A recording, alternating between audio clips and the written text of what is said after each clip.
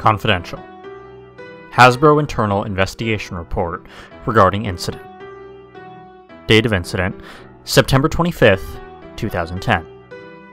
Time of incident, 12 p.m. Location of incident, Beverly Center Mall, 8500 Beverly Boulevard, Los Angeles, California, 90048. Meet the My Little Pony Characters event.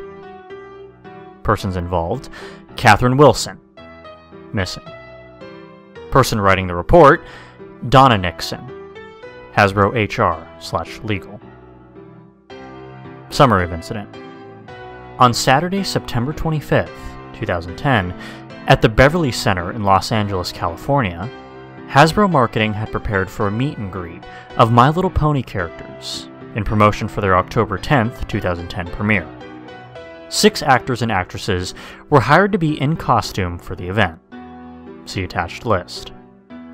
The meet and greet was supposed to last from 12 p.m. to 5 p.m. in the afternoon, followed by another event the next day.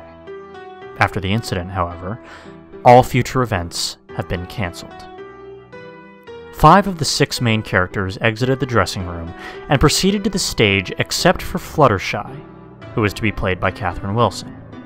She was the last to exit the dressing room. Problems arose from the start that included an unusual odor and the assault of several guests. 911 was called at some point after the actress was escorted from the stage. She was hospitalized shortly thereafter. See Daryl Castle's attached witness report. Witness description of incident. On Saturday, September 25th, 2010, I, Daryl Castle, was tasked with escorting the characters out from their dressing room onto the stage at the Beverly Center Mall. Miss Catherine Wilson, actress hired to play Fluttershy, was the last to arrive on stage. Already it was apparent that something was wrong. Miss Wilson appeared to be intoxicated. She was walking in an abnormal way and unable to travel in a straight line.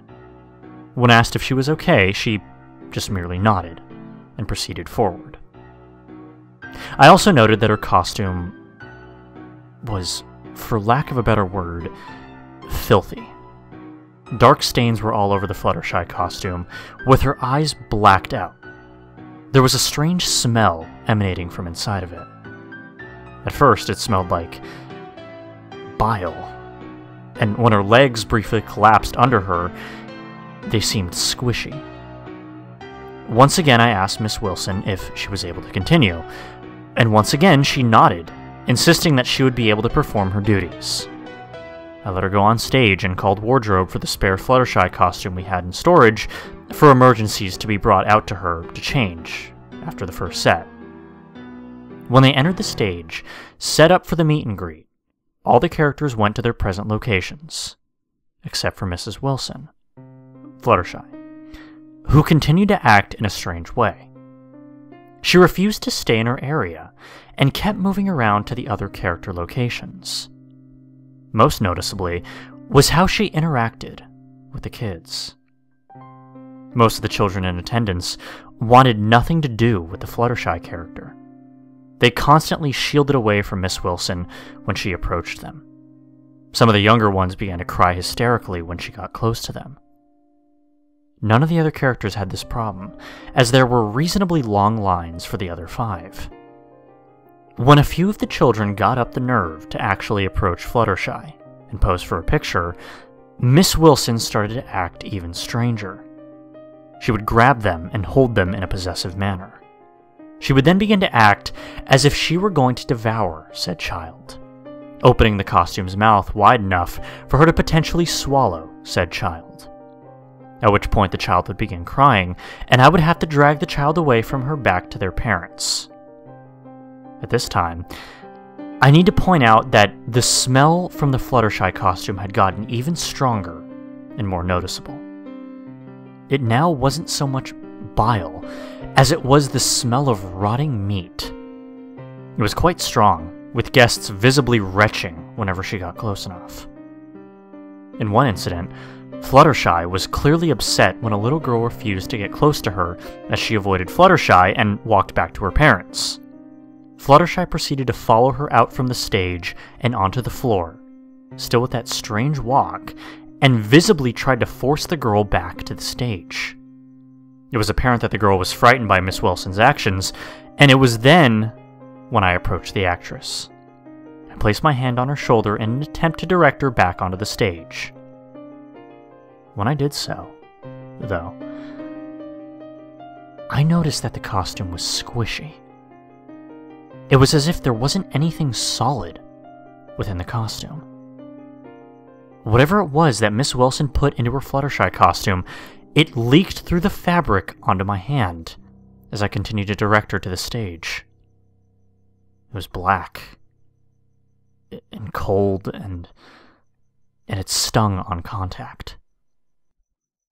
At this point, I radioed security and had them escort the other actors to the dressing room and to call 911 and a hazmat team to deal with the potentially dangerous substance that leaked from the costume. The longer I stayed with Fluttershy, I felt uneasy. It was as if a visceral, pure rage began to emanate from the costume. She was beginning to terrify me. Even so, I stayed with her, keeping her separate from the other actors until the last one of them had entered the dressing room. When the last actor entered the dressing room, I asked one of the security guards, Roger Halstead, to keep an eye on Miss Wilson while I checked on the other actors. Upon entering the dressing room, I noticed two of the Beverly Center Mall maintenance workers trying to enter the door to the mop room. Initially, I paid them no mind, and asked the actors if they had noticed anything bizarre about Miss Wilson before they were to change into their costumes. They said that Miss Wilson was already in costume when they entered. And it was at this point the mall manager entered the dressing room to unlock the mop room. When he did, and the door opened, he screamed, "Jesus!" in alarm, which caught my attention. I ran to the mop room, and inside was Miss Wilson, naked and bleeding from her right hand, 4 of her fingernails missing from scratching her hand across the wall. In her own blood, she had written as follows: "There are too many Fluttershies. They won't let me breathe. There are too many Fluttershies. They won't let me think. The Fluttershies hate me. The Fluttershies hate me. The Fluttershies are laughing at me." After that, the words become incomprehensible to read. See attached photos. It was then that we all heard this scream coming from the hallway. It was Halstead. His scream was followed by the screams of several of the actors who had run to the door to see what was going on and were now in full retreat from the doorway. I quickly made my way to the hall, where I gagged at both what I saw and smelled. Lying in the hallway was the lower half of Halstead. It was almost as if his upper torso had been melted away. Next to him lay the stained and discarded Fluttershy costume. The putrid smell of rot and death quickly enveloped the hall, and I ordered an evacuation. Once outside, we met with the paramedics, who treated me for minor burns to my hand where the black goo had touched it. Miss Wilson, who was babbling incoherently, was taken to the hospital for treatment and observation. Continuation of main report. We agree with Mr. Castle's initial assumption that Miss Catherine Wilson had taken some illegal drug and was indeed intoxicated. We believe that it was a type of airborne psychotropic drug that ultimately affected her the most severely, and everyone else in the mall to a much lesser degree, causing hallucinations. We believe strongly that Miss Wilson had arrived early and released said drug while in the mop closet, and then changed into her costume. By the time the others arrived on scene, the toxin had permeated the air within the mall. Due to Miss Wilson's longer exposure to it, her reaction was much more severe. How she wound up in the closet is indeed questionable. We can assume that perhaps the others had simply not noticed her locking herself in it and were beginning to suffer the effects of the drug. This would explain the lack of the previously mentioned body of security guard Roger Halstead and the lack of any black fluid at the scene. The suit, which did smell awful, was incinerated at the close of the initial investigation.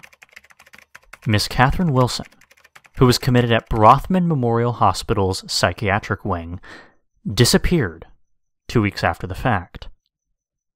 Federal and local authorities have been informed, and she appears on the no-fly list as we speak. We do not expect to hear from her again. However, we have told security to keep their eyes open for her. Addendum. It is unknown at this time who is responsible for inflating all of those yellow balloons with the pink butterflies and rabbit designs in the room of Miss Wilson.